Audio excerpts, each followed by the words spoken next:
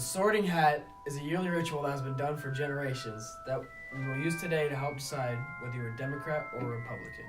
Harry Potter. K. Gryffindor! Yes! Draco Malfoy.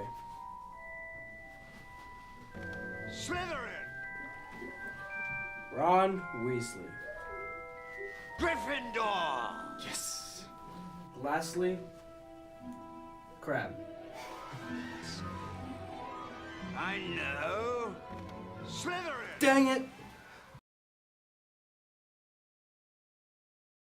We are having our annual Muggle politic debate today with Gryffindor and Slytherin. Our first topic today is abortion. Harry Potter will go first. So today, abortion is a very key and controversial issue.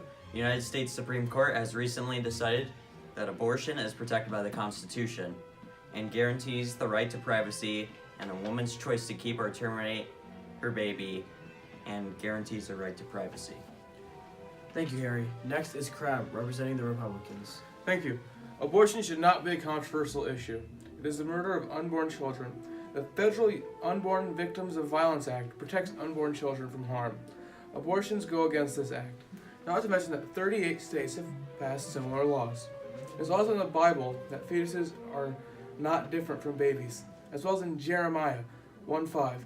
Before I formed thee in the belly, I knew thee, and before thou camest forth out of the womb, I sanctified thee. Well said. Harry, do you have any extra points? Yes, I do. As you can see by this chart here, abortion rates are going down. In 2000, there was 857,475 abortions. In 2014, there was 652,693. And as you can see on this chart, access to legal abortion lowers the amount of maternal deaths. After Roe v. Wade, the amount of maternal deaths plummeted. I see. Crabbe, do you have any additional points? I have plenty. My first is that abortion will be used to discriminate against people with genetic abnormalities, such as Down syndrome. The Americans with Disabilities Act prevents discrimination of these people. My second is that abortions do cause pain to the fetus. Marine Kondik did a study to find out that the first basic pain receptors are developed by 8 weeks. Well said, both of you.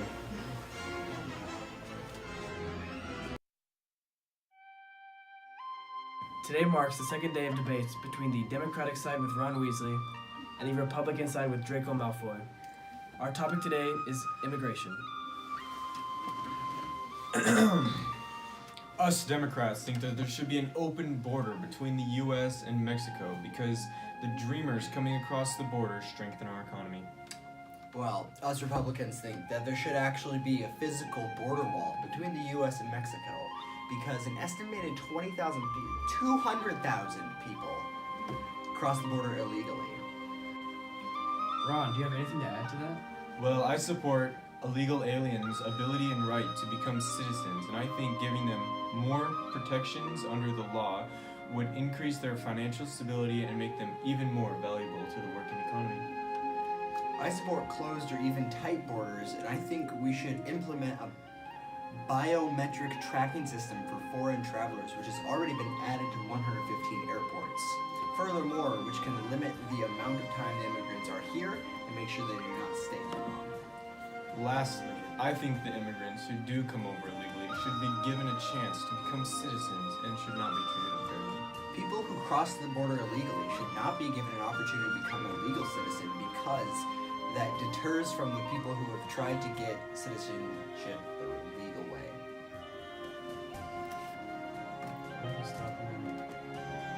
Well done to both of you. This concludes our immigration debate. Shake hands.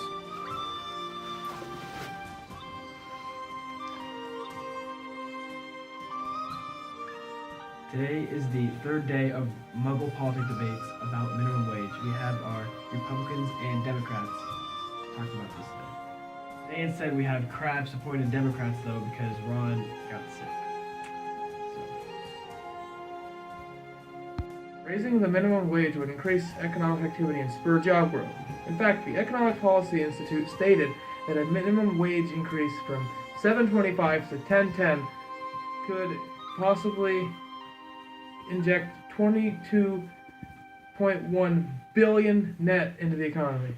Net growth into the economy. Well, in that case, though, companies would be forced to close if minimum wage increased. Because 60% of small business owners, it would hurt them and their workers, so they'd have to let more workers go, which in the long run for the small companies is costly for them. Minimum wage should be raised because it is not enough to live off of. A 4-person family in New York will spend on average $4,000 a month. They have a hard time earning this working minimum wage jobs. However, by raising minimum wage, that would increase the price of consumer goods. If the minimum wages increase, fast food restaurants would pass on almost 100% of their increased labor costs to consumers, and that other firms may do the same. By raising the minimum wage, studies show that almost 85,000 new jobs will be created. That'll help spur economic growth. Good job, both of you. Shake hands. Good debate.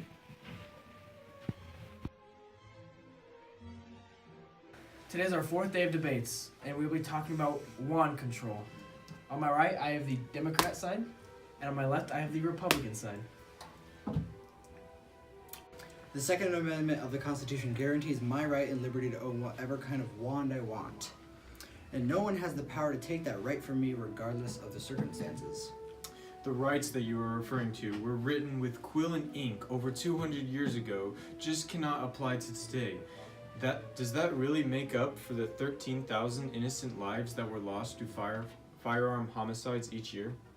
If the Constitution is still relevant enough to enforce all other laws, it still holds up the Second Amendment to be totally justified. Plus, just think about all the homes and families that are defended against invasion and robbery because of wand ownership. The threat of sexual assault and rape also matters because wands can be used to defend against such crimes. Actually, studies have found that all of those things actually don't affect how often those crimes happen. The feeling of security a person gets when they fire or even own a wand is psychosomatic. It's completely made up in their mind. If we move to ban almost all wands, crime will go down in our country and will be the safest it's ever been. Well done, both of you. Shake hands. We're back with another debate today with Harry Potter and Crab once again. Our topic will be gay marriage. The Democratic Party generally believes that gay marriage is a right and should be recognized. Marriage is an internationally recognized human right for all people. Since 1888, the United States Supreme Court has declared 14 times that marriage is a fundamental right for all. Gay marriage is protected by the U.S. Constitution's commitments to liberty and equality. The U.S. Supreme Court ruled 7-2 in the 1974 case Cleveland Board of Education versus LaFleur that the freedom of personal choice in matters of marriage and family life is one of the liberties protected by the Due Process Clause. You're up, Crab. The Republican Party stands behind the traditional definitions of marriage, as in a legal union between one man and one woman. The belief does not come from a hate of homosexuals, as many people try to color it.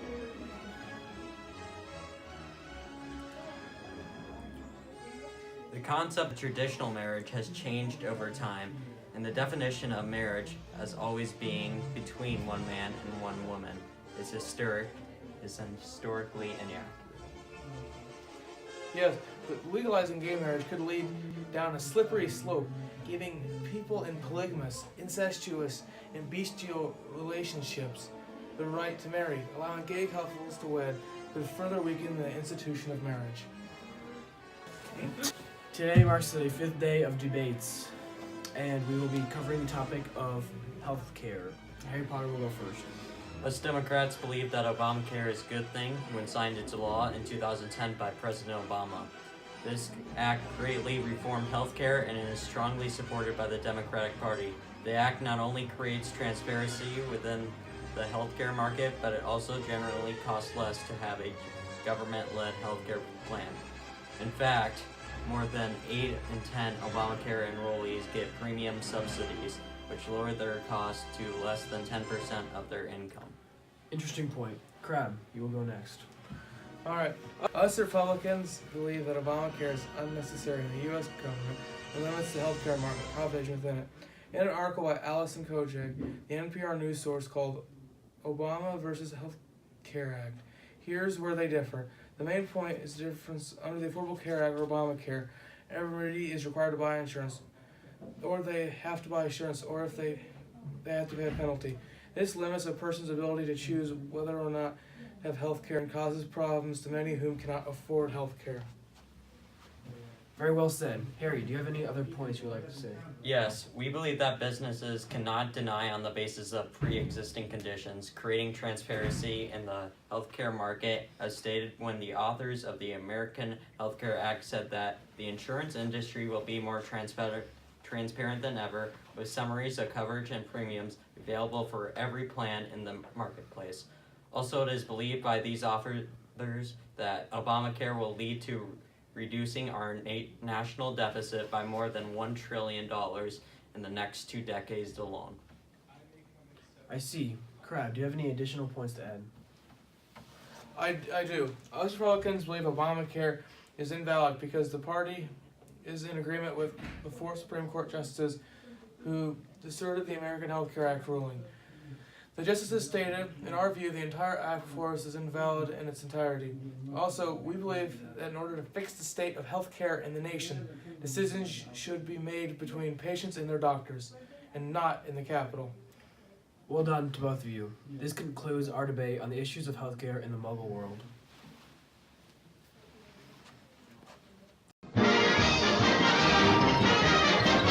That's all, folks.